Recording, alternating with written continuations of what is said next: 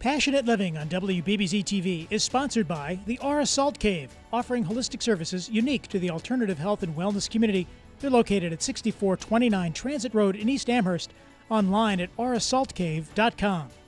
And Dr. Todd Shatkin, Western New York's leader in general and cosmetic dentistry, located at the Aesthetic Associates Center, 2500 Kensington Avenue, online at drtshatkin.com.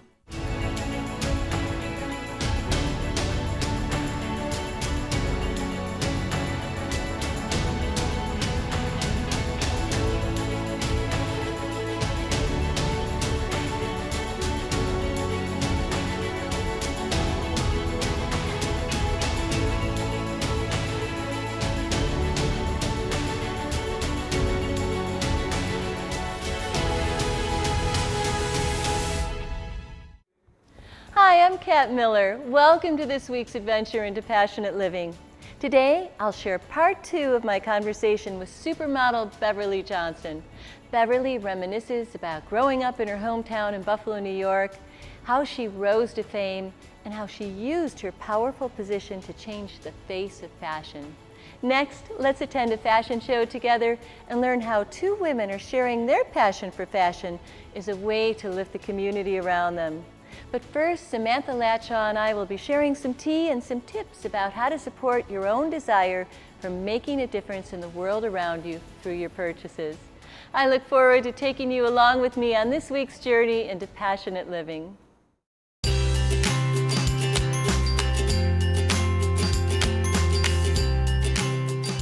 Welcome to this episode of Tea Time with Sam and Kat. Sam, welcome to the show. Thank you for having me. It's my favorite time of day. Me too. We get to have our tea and girl talk. And girl talk. So let me just serve you a little bit of hot water here so we can enjoy our tea. Wonderful. I love tea. It's Absolutely. Just so comforting. So comforting, and even more comforting is sharing a lovely time with my good friend. Yes, exactly. Cheers. So, you know, I brought some goodies with us today. Okay. And, you know, when I'm shopping, I love to, you know, what's called shopping with a purpose, I call it. Yes. So with that, I mean, you know, I try to look for businesses where perhaps they give back in some way, whether they're giving back to the community, a part of the profits go back to, you know, helping feed kids or helping to donate to different illnesses for research. So shopping with a purpose is something that's always near and dear to my heart. Oh my heavens, me too. And especially around holidays, for birthdays, so often we run to a store, get something that we're not sure the person's even going to like. Right. And then how many times have you gotten gifts that maybe you don't use or you re-gift? Well, I definitely do enjoy a gift receipt. Yes.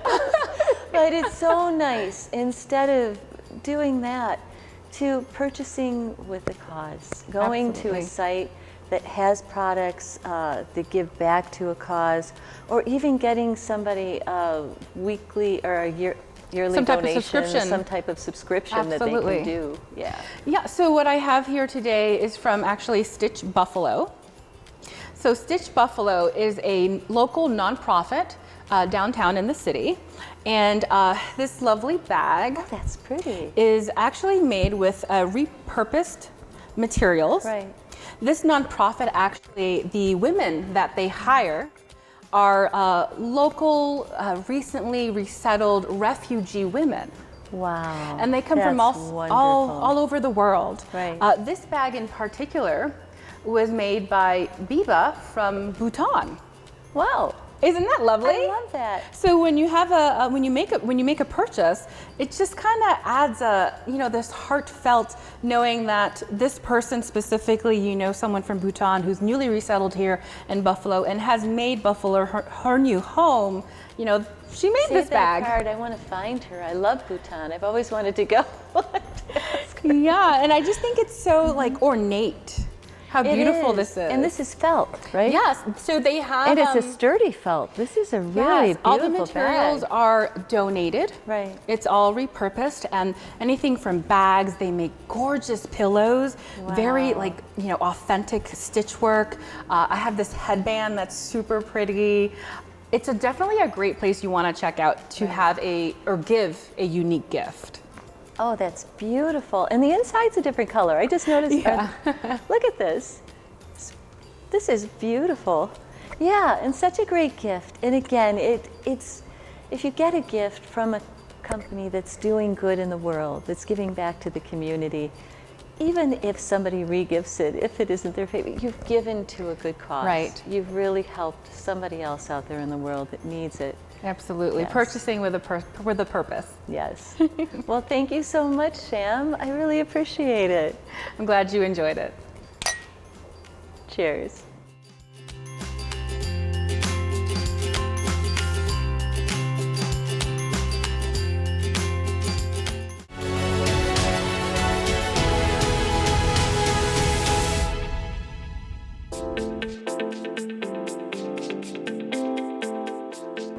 Jackie, what a cool thing you're doing today. You're having a fashion show. We are. Outdoor fashion show. So today, Young Ladies of Grace is a dance studio not far from here. And we have young ladies anywhere from 12 years old up to the senior in high school. And we have actually 12 young ladies today wearing 3 sets of different outfits. We curated the whole collection via online, because right now trade shows aren't a thing right now. But we put together a whole collection, and those young ladies are going to be walking throughout the store, and then they're going to be going outside. That's the fun part of this.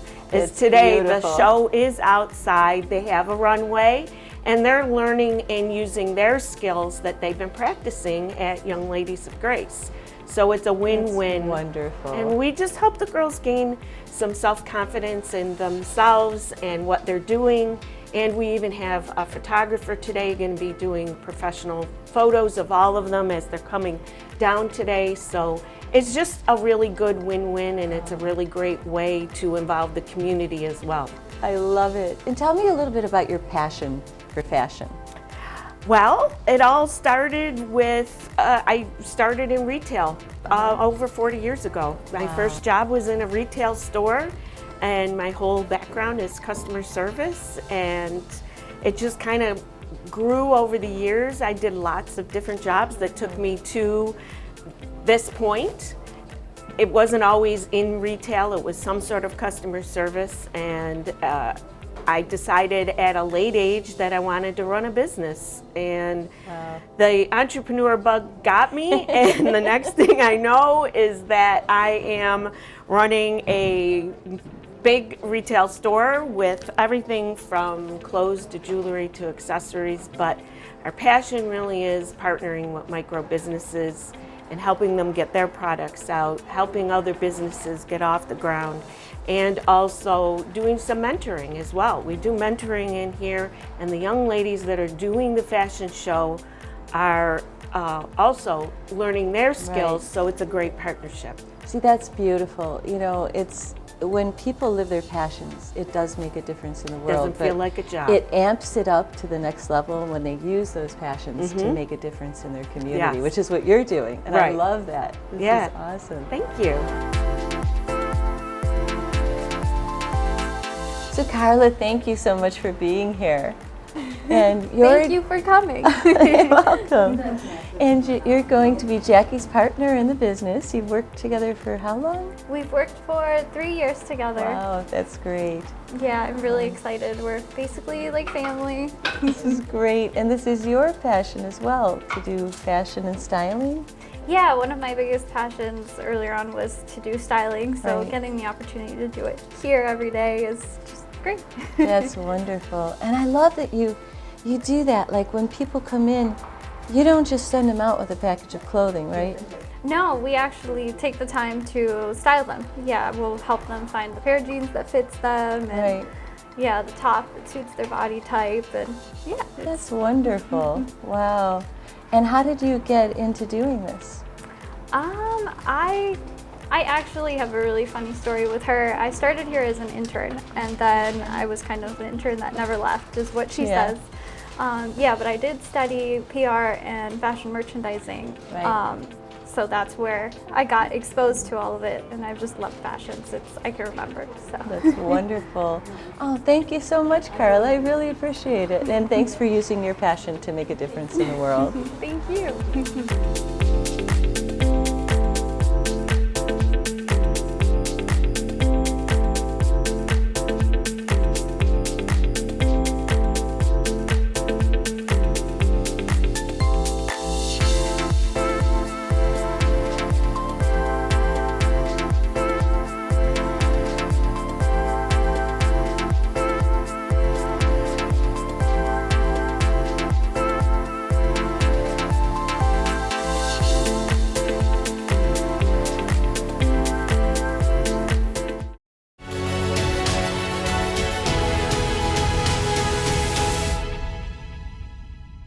So today I am very blessed. I have an amazing guest for everyone. And this woman is as beautiful on the inside as she is on the outside. I met her a few years back. We had lunch together and talked about our hometown of Buffalo, New York.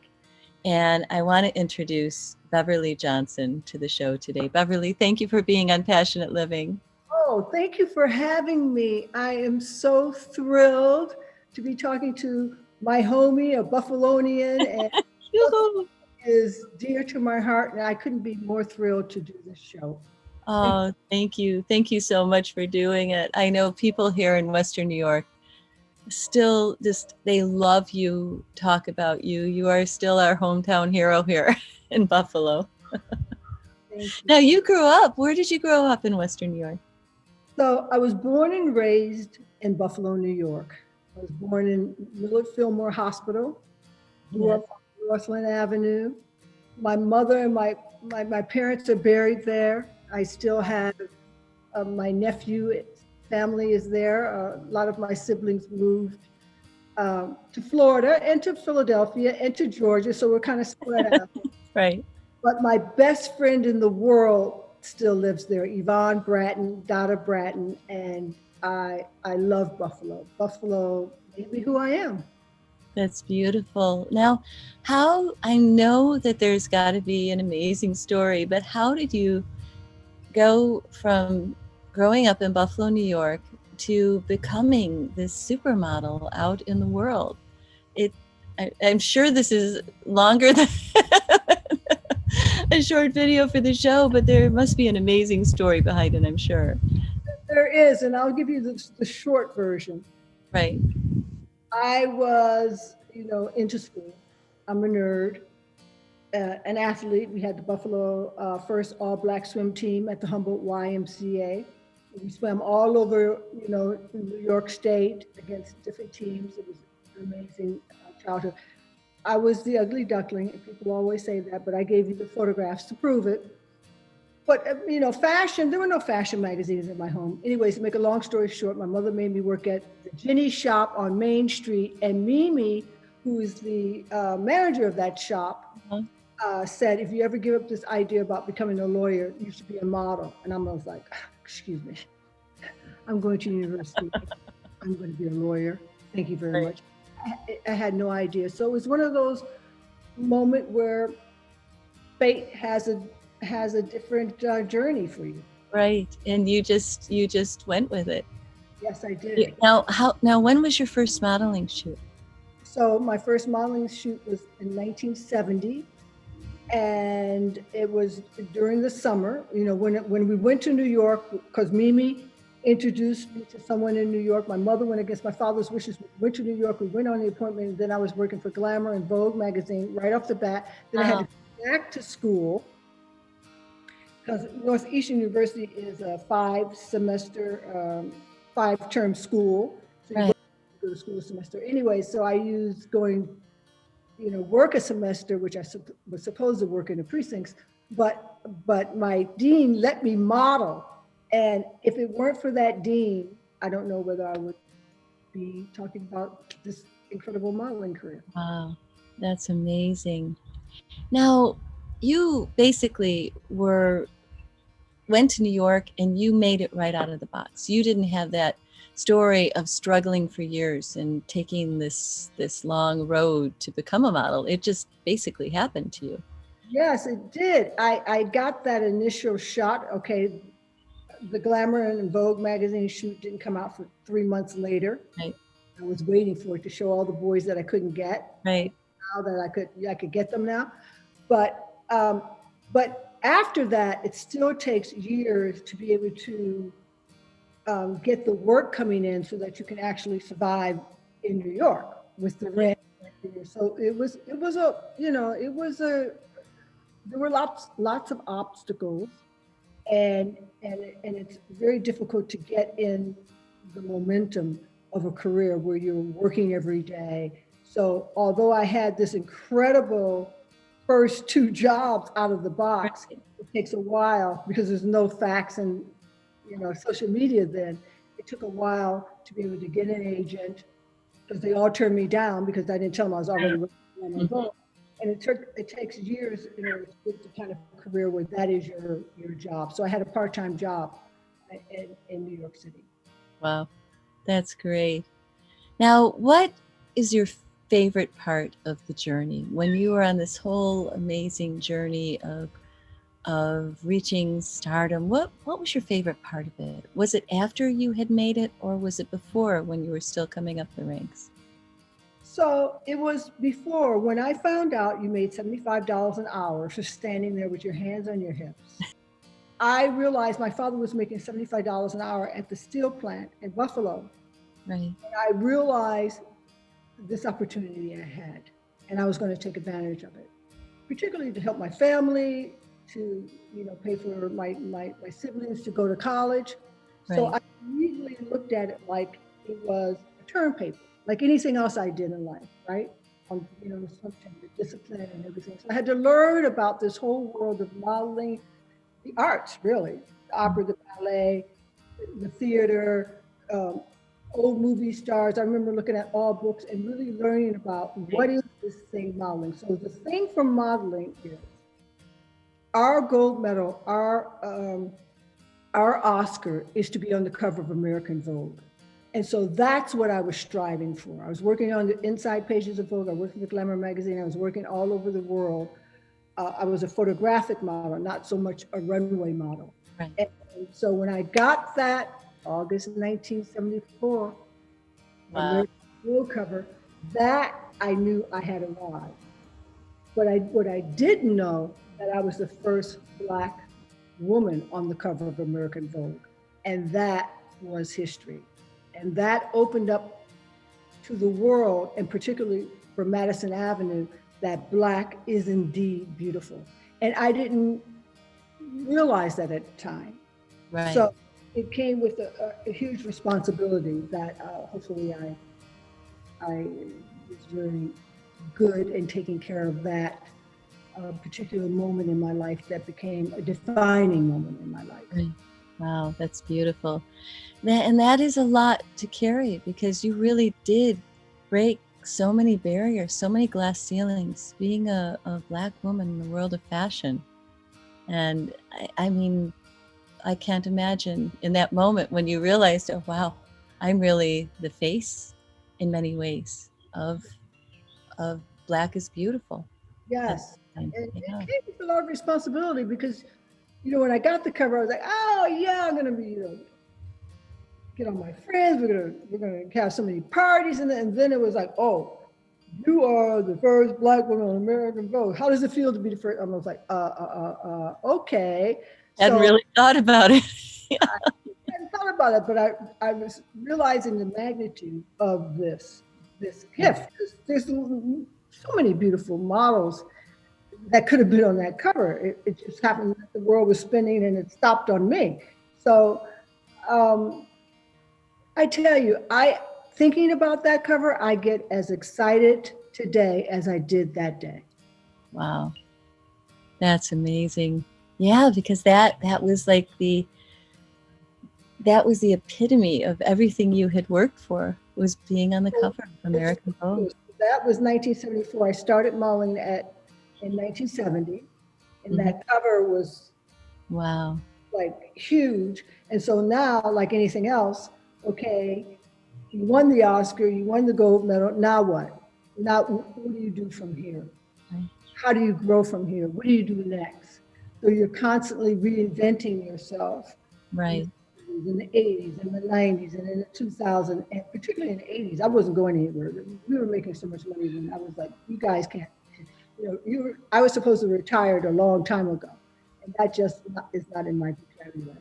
Right. Yeah, because at that point you were making so much money, it didn't make any sense to retire. And I enjoyed it. I didn't know I had that side of my brain, that artistic side of my brain. I was always about academically, and just basically I wanted to be a lawyer because of the civil rights movements that came in the 60s. I remember watching it on television with my father in the living room on a black and white television, looking at the marches and Martin Luther King and everything. And I thought, how can I help? And I thought that being a lawyer, that I could somehow help with the plight of Black people. So how I got to be a fashion model from that dream. Oh, well, Beverly, thank you so much again. I really, really appreciate you being on the show today. It's been wonderful to have you. And I'm so grateful that you shared your beautiful life with the rest of us, that we could see what you're doing now in the world. This I really appreciate. What a great Sunday. Oh, what a great Sunday. Thank you. What a gift. It's been so beautiful. Mwah. Thank you so much. I'll see you soon. I'll see you soon. Take care, Beverly.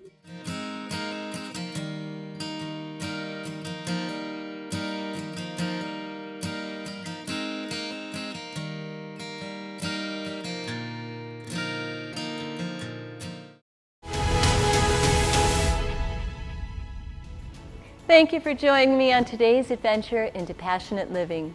We hope you enjoyed our remarkable guests and found inspiration through their commitment to living their dreams and using those dreams to uplift the world around them.